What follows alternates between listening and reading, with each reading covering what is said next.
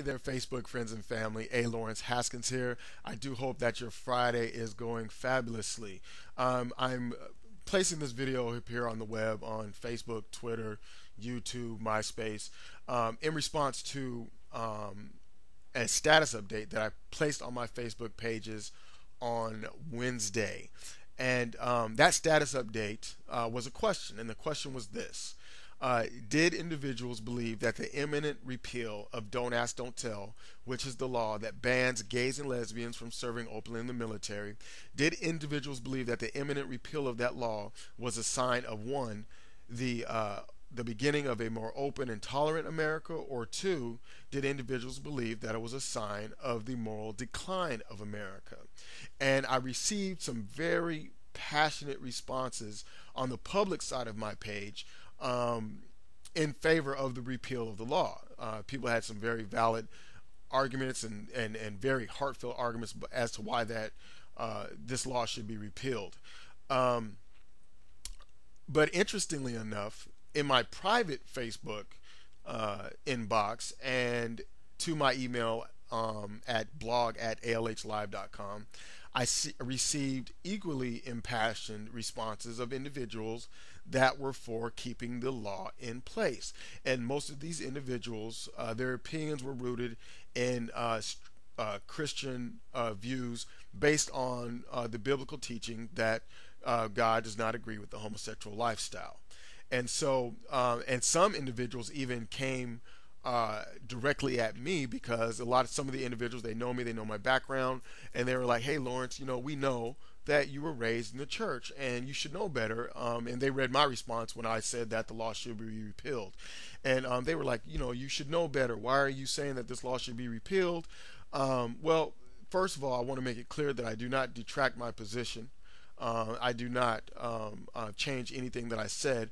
Number one, I made it very clear in that post that a law should be formed based on what is best in terms of justice and what is based on what is socially fair, okay, and not rooted in what we personally agree or do not agree with. Okay, so my response to my own question was purely was a litmus test based on the legal effectiveness of Don't Ask, Don't Tell. Now, but what I want to do here for my Christian brothers and sisters really fast is ask this question: would Jesus Christ, who is the preeminent standard of Christianity, would Jesus Christ defend an individual's right to humane treatment in spite of not agreeing with their moral practice? Would Jesus Christ defend an individual's right to humane treatment in spite of not agreeing with their humane or with their moral practice? Excuse me. And the answer to that is a resounding big fat yes. Jesus would defend an individual's right to humane treatment, even though he may not agree with what they are practicing. And I base that I'm not pulling this out of thin air. I'm not pulling this out of any legal book or anything. I'm pulling this out of Jesus' example in the Bible. If we look at John, the book of John, chapter 8, verses 3, Jesus was teaching in the temple, beginning at John chapter 8, beginning at verse 3. Jesus was teaching in the temple, and at one point he was teaching the Pharisees and the Sadducees, which were the which were the religious bastions of the day. They brought before Jesus this woman who had been caught red-handed in the act of adultery. Now, if you've read the Bible even just a small little bit, you know that Jesus does not agree with adultery. Okay, but in this whole exchange, what we see happen is that when they put the question to Jesus, okay, this woman, according to the law of Moses, Jesus, she should be stoned. What do you say? Well, Jesus stood between the woman and the angry mob, and he made the famous statement, "He that is with sin, let him cast the first stone."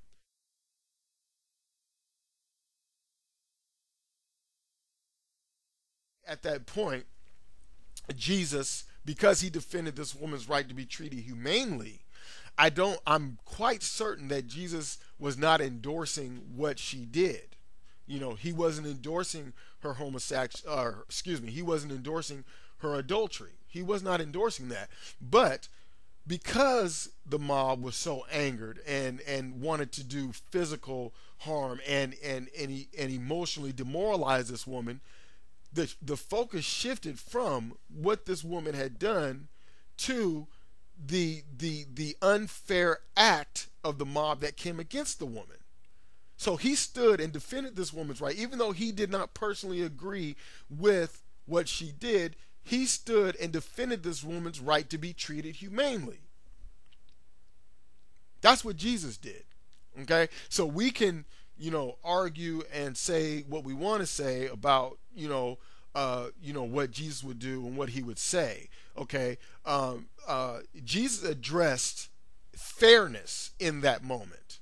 That's what he addressed. He addressed fairness. He never said to the mob, "Hey, look, all of a sudden I agree with adultery." He didn't do that. He addressed fairness, and it was not fair that this angry mob of individuals grab these stones and we're just gonna basically physically obliterate this woman because of an infraction based in a law.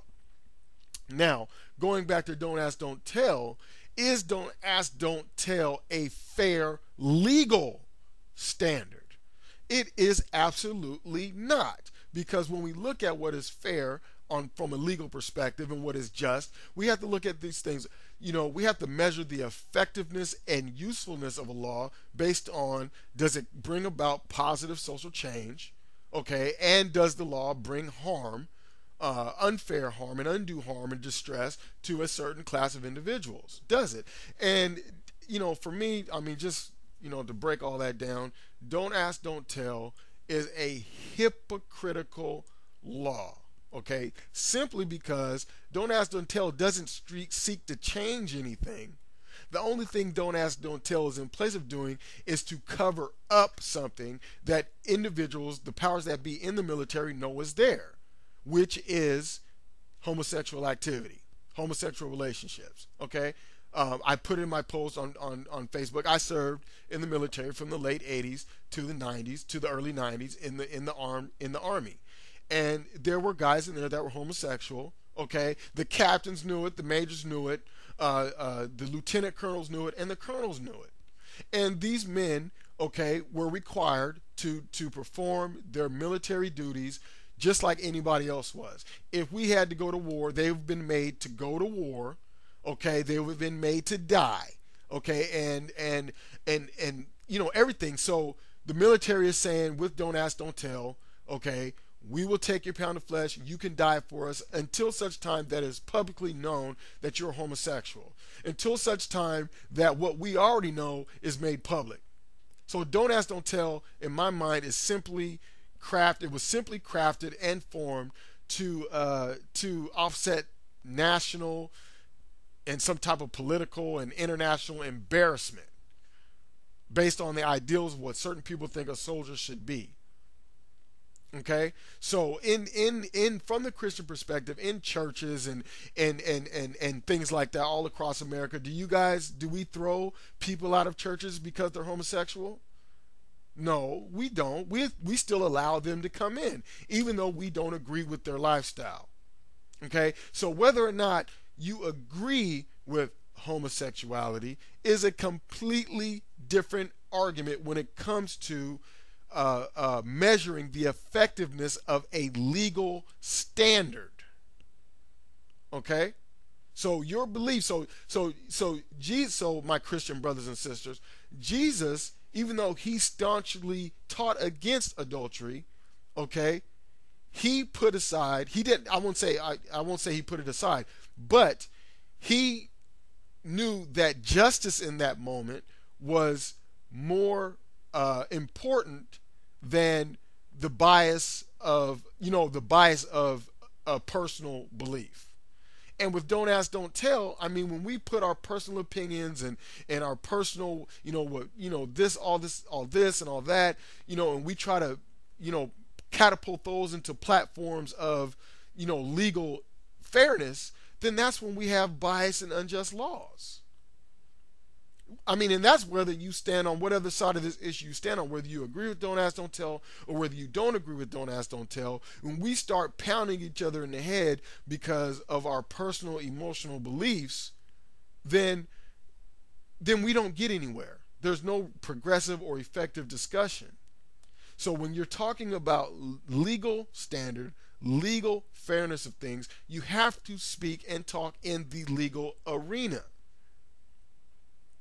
But again, for what it's worth, in John chapter 8 verses 3, Jesus showed that just because we do not agree with someone's lifestyle does not give us the right to treat them inhumanely. Okay? So we have people who are bleeding and dying that are homosexuals in the military, and once it's publicly found out, these people are thrown out the military, they're blacklisted, and they're not afforded the opportunity to make a living. That's not justice. That's not fair. So I hope that everyone, could kind of grasp what I was saying, and thank you very much. I want to thank everybody for tuning in to this special commentary. For more information, please log on to www.alhlive.com. Also, join the conversation for this and many other great topics at blog.alhlive.com. This is your host, A. Lawrence Haskins, and we will talk to you soon.